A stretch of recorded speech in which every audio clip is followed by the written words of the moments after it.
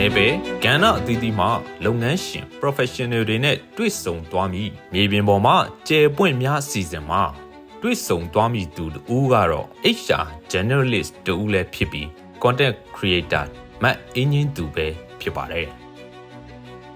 2015ခုနှစ်မှာရန်ကုန်တက္ကသိုလ်ကနေပြီးတော့အင်္ဂလိပ်စာကုန်လုံးတန်းနဲ့ဘွဲ့ရခဲ့တယ်။အင်္ဂလိပ်စာကုန်လုံးတန်းနဲ့ပြီးတဲ့အချိန်မှာညီမတို့မာစတာပေါ့နော်။မာစတာတက်ဖို့အတွက်ကို6လလောက်စောင့်ရတယ်။ဒါဆိုအဲ့6လအတွင်းထဲမှာတခုခုဝင်ငွေရကျင်တယ်ပေါ့နော်။ဆိုတော့တကယ်ချင်းတယောက်ကစဉ်းစားတယ်ငါတို့ဘာလုပ်ရမလဲပေါ့။အဲ့ဒီအချိန်မှာ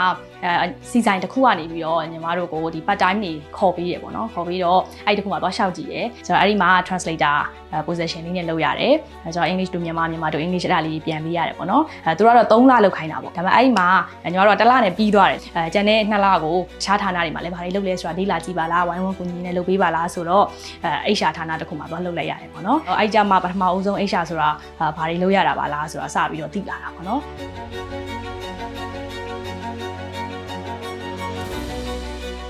သူလုံးလိုက်တဲ့အလုပ်တွေမှာ quality ပါတာကိုသူကကြိုက်တာပေါ့နော်အလုပ်ပေါ်မှာအကောင်းဆုံးစေတနာထားပြီးတော့လုပ်တယ်မသိတာရှိတယ်ဆိုလို့ရှိရင်လည်းလေ့လာတယ်ပေါ့နော်senior တွေကိုလည်းသူကမေးဖို့အတွက်တုံဆိုင်မနေဘူးပေါ့နော်သူ့ကိုမေးလိုက်လို့ဘယ်လိုထင်သွားမယ်ဆိုတာမျိုးသူ့မှာမရှိဘူးပေါ့နော်သူလုံးလိုက်တဲ့အလုပ်တစ်ခုရဲ့ထွက်လာတဲ့ output ကဒီ quality ဖြစ်ဖို့ပဲပေါ့နော်အဲဒါကြောင့်သူကအလုပ်ပေါ်မှာကောင်းကောင်းလေးလုပ်ပေးတယ်ပေါ့နော်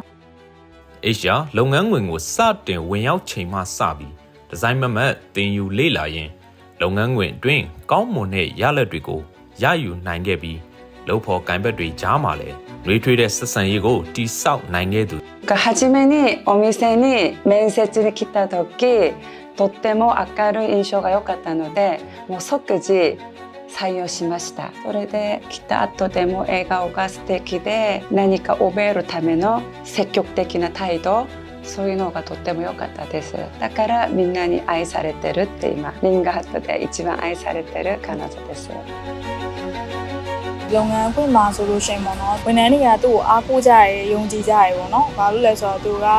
ပေါ့HR တယောက်အနေနဲ့ဆိုလို့ရှိရင်နှုတ်လုံးနဲ့စိတ်ထလက်ချရင်ဖွင့်လို့ရတယ်ကိုယ်ခံစားချက်တွေပြောပြလို့ရတယ်ပေါ့နော် share ပေးလို့ရတယ်ဆိုတော့သူကလုံးဖို့ကိုင်းဘက်ကောင်တယောက်ပေါ့နော်သူကအလုပ်လုပ်တာအရင်မြန်တယ်မြန်တော့ကြတော့သူကသူ့ကိုပေးတဲ့တာဝန်တွေဆိုရင် deadline ကဘယ်တော့မှမကြော်ပါဘူးပေါ့နော်အများနဲ့စောပြီးပြီးတယ်ပေါ့နောက်ထူးခြားတဲ့အချက်ကသူကလူတွေရှေ့မှာ presenting လုပ်ရတာကိုကြိုက်တယ်သူများကို knowledge sharing လုပ်ရတာကြိုက်တယ်ဆိုတော့ညီမတို့ consultant company ကကြတော့တခြား client company တွေမှာ training တွေပါပေးရတယ်ဆိုလို့ရှိရင်သူကအဲ့လိုမျိုးပေါ့နော် training materialsပြင်ပေးတာတွေပါမှာတက်ကြွပေါ့နော်အဲ့ဒါမျိုးလေးကိုသူ့အစကတည်းကသတိထားမိတယ်ပေါ့နော်ဆိုတော့ HR မရှိတဲ့ organization တွေကိုသွားပြီးလုပ်ပေးရတယ်ဆိုလို့ရှိရင်တော့အဆင်ပြေတယ်တိတ်ပြဿနာမရှိဘူးသို့တော့တချို့ organization ကကြတော့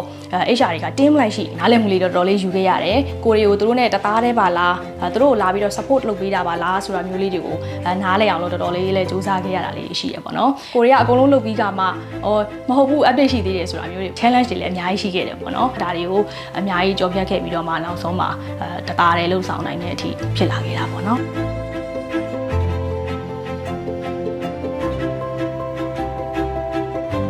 ဝန်ထမ်းတယောက်ကိုစပြီးတော့ခန့်တော့မယ်ခေါ်ယူတယ်ဆိုတဲ့အချိန်ကနေစပြီးတော့ဒီဝန်ထမ်းတယောက်ကဒီ organization ထဲကနေထွက်သွားပြီးလက်တွဲဖြုတ်သွားပြီပေါ့နော်အဲ့ဒီအချိန်အထိခြားကာလာ journey တစ်ခုလုံးမှာလုံဆောင်ချက်တွေအားလုံးက HR နဲ့ဆိုင်နေပေါ့နော်ဆိုတော့ဒီဝန်ထမ်းတယောက်ကဒီ organization ထဲမှာပျော်ပျော်ရွှင်ရွှင်အလုပ်လုပ်နိုင်ဖို့သူ့ရဲ့ work life balance တွေအဆင်ပြေဖို့နောက်ပြီးလို့ရှိရင်သူ့မှာ skill တွေလိုအပ်လာတယ်ဆိုလို့ရှိရင်လည်းဒါတွေကို training ဘက်ကပေါ့နော်အဲ့လိုမျိုးဖြည့်ပေးဖို့ဆိုလို့ရှိရင်အဲ့ဒါတွေကအဓိကအရင်အရေးကြီးရပေါ့နော်နောက်တစ်ခုကတော့ HR ဆိုတာကဒီ organization တစ်ခုလုံးဖွံ့ဖြိုးတိုးတက်ဖို့ပေါ့နော်ကောင်းသောအရွေးတစ်ခုအနေနဲ့ရောက်သွားဖို့အတွက်ကိုsupport လုပ်ပေးဖို့ HR မှာအများကြီးတာဝန်ရှိရပေါ့နော်ဆိုတော့ကိုယ့်ရဲ့ organization နဲ့ဝင်လာတဲ့သူတွေကလည်းတကယ်ကို talented ဖြစ်တဲ့လူတွေတကယ် skill ရှိတဲ့လူတွေပေါ့နော်လူတော်လူကောင်းဖြစ်ဖို့အတွက်ကိုလည်းရွေးချယ်ခန့်နိုင်ဖို့က HR တွေမှာအများကြီးတာဝန်ရှိတယ်ဆိုတော့အထဲကိုရောက်လာပြီးတဲ့အခါမှာလည်းသူတို့ရဲ့ skill တွေကမရက်သွားဖို့ဆက်လက်တိုးတက်နေဖို့ဒါ career growth ပေါ့နော်အဲ့လိုတွေဖြစ်အောင်လဲဒါ HR အနေနဲ့ကအများကြီး support ပေးဖို့လိုတယ်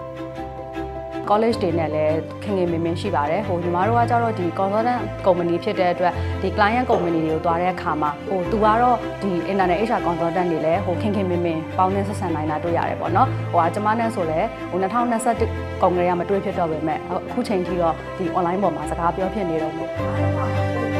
HR လုပ်ငန်းဝင်ဆိုင်ရာသိပညာတွေကို social media မှာတစ်ဆင့်မျှဝေပေးလျက်ရှိပြီးဂျပန်နိုင်ငံကိုရောက်ရှိပြီးနောက်ပိုင်းမှာချိန်ပိုင်းလုပ်ကင်နေရင် HR career နဲ့ပဲဆက်လက်ရပ်တည်နိုင်ဖို့ဂျပန်ဘာသာစကား HR ပညာရဲ့စတာတွေကိုဆက်လက်လေ့လာရင်ဂျပန်နိုင်ငံရောက်တွေ့ကြုံတွေကို မျှဝေပေးလျက်ရှိသူ すごくチャレンジしたい気持ちがとってもあったので本当にユニークな女の子だなと思ったしで何でも学びたい気持ちがとっても良かったなってすごいそれが仕事でも反映されているのでとっても店としてはいいところですまあもちろん頑張り屋なので頭もいいし何を教えてもすぐ理解して覚えようとしろ頑張って覚えようとその気持ちが一番伝わってるんですね例えばこれこれこうするよって言っても初め分からなくても自分なりに考えてるんですこれどうすればいいかってメモだったりそういう積極的なことがみんなの日本人の仲間に伝わってトゥーさんは頑張りだって何でも一生懸命やる人だよってみんなに思わせることが一番いいかなと思ってます。ကိုယ်နိုင်ငံမှာအိရှာကောင်းတွေအများကြီးရှိစေချင်တယ်အဓိကတော့ traditional အိရှာမဟုတ်ဘဲနဲ့လက်ရှိနိုင်ငံတကာမှာလည်းဘယ်လို trend တွေသွားနေလဲပြီးလို့ရှိရင်ကိုယ့်ရဲ့ဒီ organization ထဲမှာဝန်ထမ်းရောတထေးရောအားလုံးမျှမျှတတနဲ့လုပ်ပေးနိုင်တဲ့အိရှာကောင်းတွေဖြစ်အောင်လို့ social media ကနေပြီးတော့ကိုယ့်လိုပဲဒီအိရှာဝါသနာပါတဲ့လူတွေလေ့လာလို့ရအောင်လို့လည်း social media ကနေတစ်ဆင့်လည်းမျှဝေပေးနေရလေးတွေရှိပါတယ်ဒီလိုမျိုး sharing လုပ်နေရင်းနဲ့အိရှာကိုတကယ်စိတ်ဝင်စားတဲ့လူငယ်တွေအများကြီးရှိနေပါလားဆိုတာကိုလည်းတွေ့ရတယ်ပေါ့နော်သူတို့ကိုယ်တိုင်ကအိရှာလုပ်ချင်တယ်ဘယ်ကနေစပြီးတော့သင်ယူလေ့လာရမလဲလက်ရှိလုပ်နေတဲ့လူကလည်း traditional အိရှာမဟုတ်ဘဲနဲ့အိရှာကောင်းတစ်ယောက်ဖြစ်စင်တယ်အဲ့ဒါကိုဘယ်လိုမျိုးလေးတွေသင်ယူရမလဲဆိုတာတွေကိုအများကြီးလာမေးကြတယ်ပေါ့နော်နောက်တစ်ချက်ကကြတော့ဒီအိရှာတွေမဟုတ်ဘဲနဲ့ပေါ့နော်ဝန်ထမ်းတွေကလည်းသူတို့ရဲ့ organization တွေအဖွဲ့အစည်းတွေမှာပေါ့နော်အိရှာကောင်းတွေကိုတကယ်လိုအပ်နေတယ်အိရှာကောင်းတွေတကယ်လိုချင်တယ်ဆိုတဲ့ comment တွေလည်းအများကြီးတွေ့ရတယ်ဆိုတော့ကိုဒီလိုမျိုး sharing လုပ်ပေးနေတဲ့ဟာတွေကိုသူတို့အနေနဲ့လည်းလေးလာသင်ယူတယ်ပြီးလို့ရှိရင်သူတို့ရဲ့လုပ်ငန်းခွင်တွေမှာလည်းပြန်အသုံးချရလေးတွေမြင်ရတဲ့အခါမှာဝမ်းသာရတယ်ပေါ့နော်ပြီးတော့ဂုဏ်လဲယူရတယ်ဒီညီမချက်ကိုရောက်အောင်သွားဖို့ကဇွဲရှိဖို့လိုတယ်နောက်ပြီးလို့ရှိရင်စဉ်ဆက်မပြတ်တင်ယူလေ့လာနိုင်ဖို့အရင်ရေးကြည့်ရဖြစ်တဲ့အတွက် time management ကိုသေချာလေးကောင်းအောင်လုပ်တတ်ဖို့လိုတယ်နောက်တစ်ခုအရေးကြီးဆုံးက work life balance ဖြစ်ဖို့လိုတယ်ပေါ့နော်အလုပ်မှာကြီးပဲ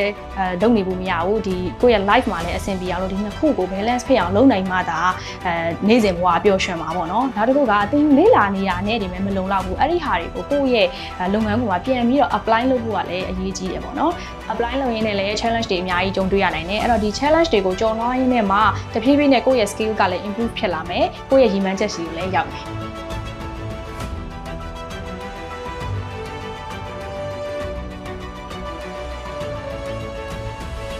အသီးသီးမှမြန်မာနိုင်ငံသား business star career star များရဲ့အောင်မြင်မှုစ조사အားထုတ်မှုတွေကိုမြင်တွေ့နိုင်မှုအချမ်းမြောက်မီဒီယာမှတွေ့ဆုံသွားမှာဖြစ်ပါတယ်